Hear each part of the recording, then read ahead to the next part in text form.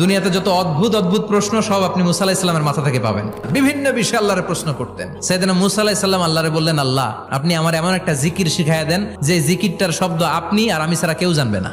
দিনে রাতে সব সময় এই জিকির আমি করব, আপনারে ডাকবো, কিন্তু শর্ত হলো এই জিকিরটা জানবে শুধু আপনি আর জানবো শুধু আমি। আল্লাহ বললেন, মুসা পড়ো লা ইলাহা ইল্লাল্লাহ।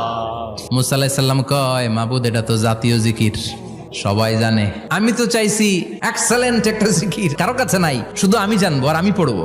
আল্লাহ বললেন, মুসা এই লা ইলাহাকে যদি এক পাল্লায় রেখে দাও, তাম বিশ্ব, 7 আকাশ 7 জমিনটারে তুলে যদি তুমি আরেক পাল্লায় রেখে দাও, লা রাজাহাত কাফাতু লা ইলাহা ইল্লাল্লাহ, মুহূর্তের মধ্যে লা ইলাহার পাল্লা ভারী হয়ে যাবে।